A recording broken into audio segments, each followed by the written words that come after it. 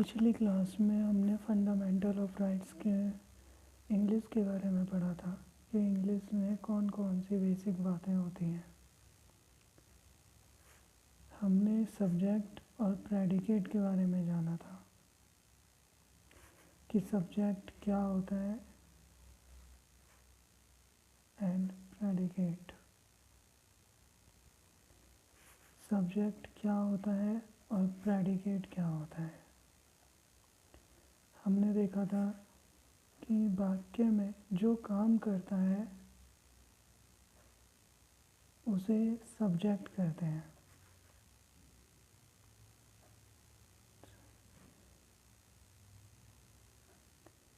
या वाक्य में जिसके बारे में बात की जाती है उसे भी सब्जेक्ट कहते हैं।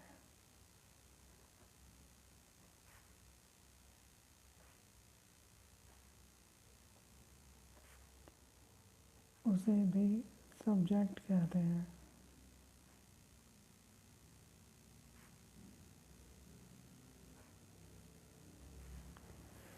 फिर हमने उदाहरण देखे थे कि हम जैसे कि यह उदाहरण लेते हैं कि मैं पुस्तक पढ़ता हूँ। इस वाक्य में पढ़ने का काम कौन कर रहा है? मैं। तो मैं क्या हो गया? सब्जेक्ट। जैसे राम लिखा, जहाँ एक उदाहरण और लेते हैं कि राम बाजार जाता है।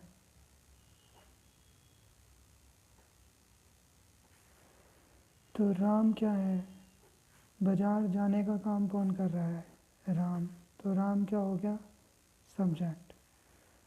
अब प्रेडिकेट क्या होता है? वाक्य में जिसके बारे में बात की जाती है उसे सब्जेक्ट कहते हैं। जैसे इसके बारे में इसका एक उदाहरण लेते हैं कि लैपटॉप मेज पर रखा है। तो लैपटॉप के बारे में बताया जा रहा है कि वो मेज पर रखा है। तो यहाँ लैपटॉप क्या होगा? सब्जेक्ट। और प्रेडिकेट क्या होता है? सब्जेक्ट के अलावा मैं, राम और लैपटॉप, ये हमारे सब्जेक्ट हैं। इसके अलावा वाक्य में जो कुछ भी बचता है वो हमारा प्रेडिकेट होता है। जैसे कि ये हमारा प्रेडिकेट है। बाजार जाता है, पुस्तक पढ़ता है, मेज पर रखा है, यह हमारा प्रेडिकेट है। ठीक है, यह हमारा प्रेडिकेट है।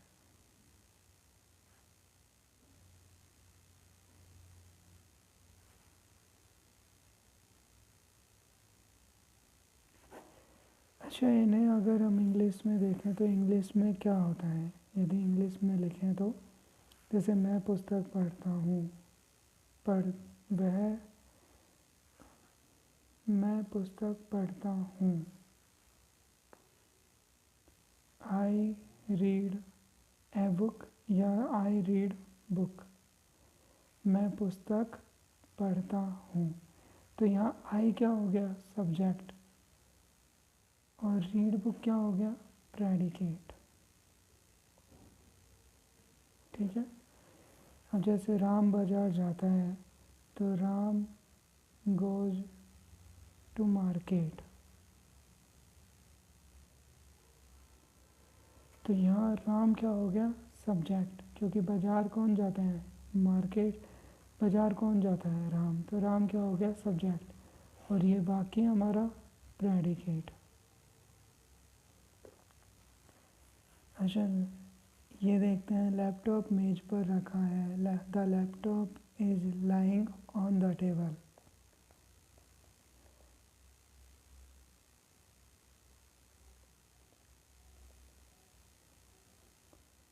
On the table. तो लैपटॉप के बारे में बताया जा रहा है कि वो कहाँ पर रखा है? टेबल पर। तो लैपटॉप क्या हो गया? सब्जेक्ट। और is lying on the table, ये हमारा क्या हो गया? प्रेडिकेट। ठीक है। अब ये तो हमने देखा कि ये सब्जेक्ट क्या होता है और प्रेडिकेट क्या होता है। अब हम देखते हैं कि सब्जेक्ट और ऑब्जेक्ट इन दोनों के बारे में समझते हैं कि सब्जेक्ट क्या होता है और ऑब्जेक्ट क्या होता है, इसके बारे में जानते हैं। अब जैसे यह है सब्जेक्ट और एक तरफ है ऑब्जेक्ट।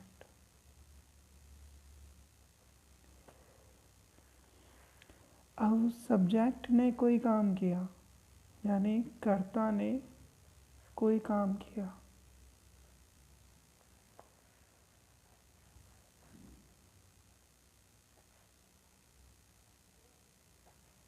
तो कर्ता क्या हो गया? डूअर, काम को करने वाला। और जो काम कर्ता ने किया उसका प्रभाव जिस पर पड़ा, यानी काम का प्रभाव जिस पर पड़ा, उसे हम क्या कहते हैं? ऑब्जेक्ट। यानी कर्ता ने कोई काम किया जिसका, उसे कहते हैं कर्ता ने कोई काम किया और उस काम का प्रभाव जिस पर पड़ा उसे हम कहते हैं ऑब्जेक्ट। काम को करने वाला डूअर और जिस पर काम का प्रभाव पड़ा, यानी काम का प्रभाव जिसने रिसीव किया, प्राप्त किया जिसने, उसे कहते हैं रिसीवर। ठीक है। कर्ता ने कोई काम किया, डूअर, काम का प्रभाव जिस पर पड़ा, यानी जिसने काम को रिसीव किया, उसे क्या कहते हैं? ऑब्जेक्ट कहते हैं। और काम को करने वाला सब्जेक्ट। अब जैसे कि यह है कि ही रैंग द बेल, उसने घंटी को बजाया। तो बजाने का काम कौन कर रहा है? वह। तो वह क्या है? सब्जेक्ट। और रैंग क्या है हमारी? वर्ब।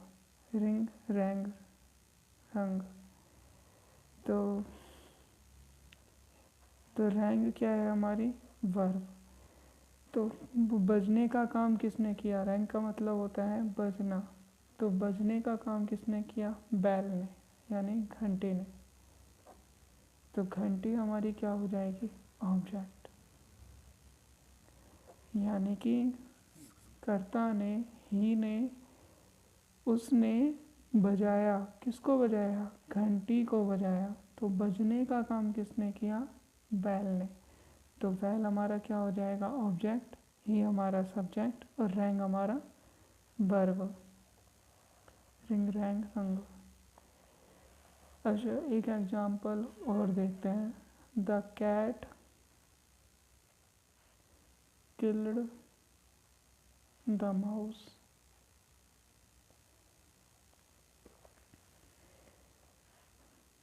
कैट ने, बिल्ली ने माउस को मारा। मारा किसने? कैट ने। तो कैट हमारा क्या हो गया? सब्जेक्ट। और मरा कौन? मरा कौन? चूहा। तो माउस, यानी माउस हमारा क्या हो गया? ऑब्जेक्ट। मारा किसने? कैट ने। कैट हमारा सब्जेक्ट। और मरा कौन? माउस। तो माउस हमारा क्या हो गया? ऑब्जेक्ट। कैट ने मारने का काम किया, लेकिन मरा कौन? मतलब मारने का काम किसने किया? माउस ने। तो माउस हमारा क्या हो गया? ऑब्जेक्ट। ठीक है।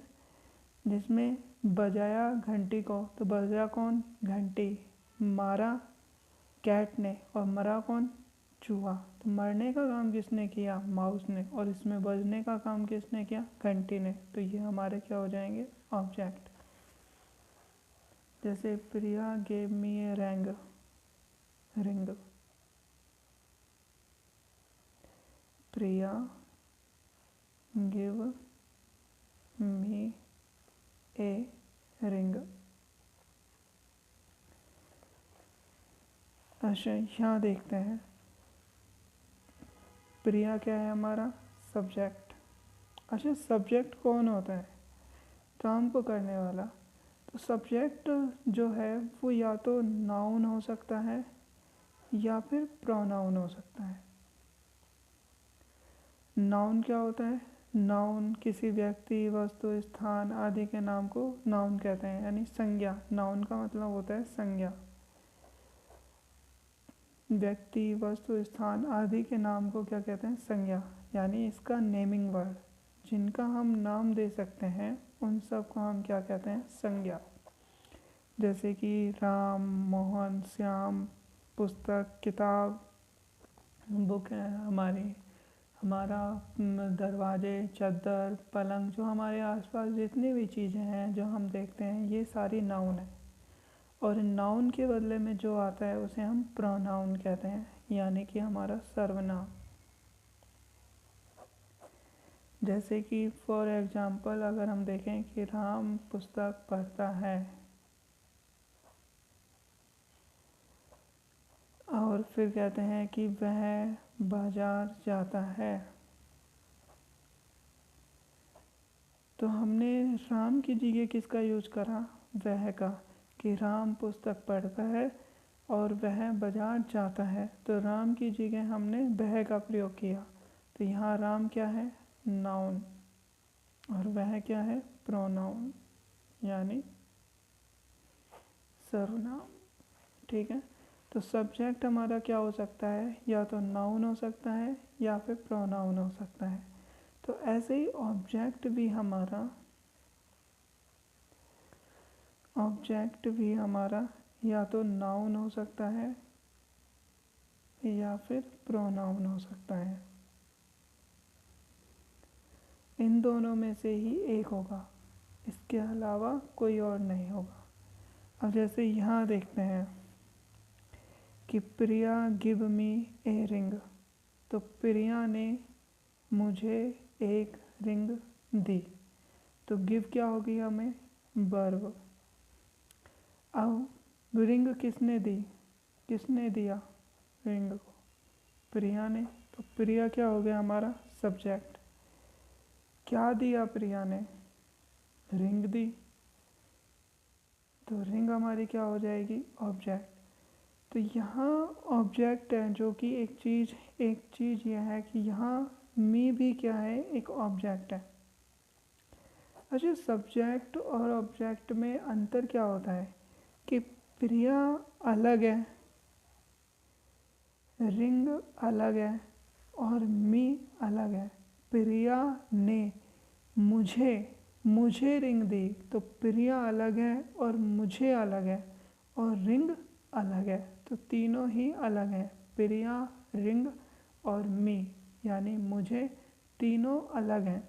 तो इस तरह प्रिया तो क्या हो जाएगा हमारा? सब्जेक्ट। मी और रिंग हमारा क्या हो जाएंगे? ऑब्जेक्ट।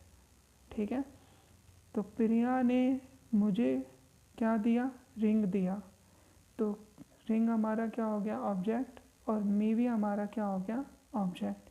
यानी कि प्रिया, मी और रिंग हमारे ऑब्जेक्ट हैं। अच्छा, ये हमारी क्या है? वर्ब है। वर्ब के तुरंत बाद जो ऑब्जेक्ट आता है उसे क्या कहते हैं? इनडायरेक्ट ऑब्जेक्ट कहते हैं। Indirect object. और इसके बाद जो ऑब्जेक्ट आता है इसे कहते हैं डायरेक्ट ऑब्जेक्ट।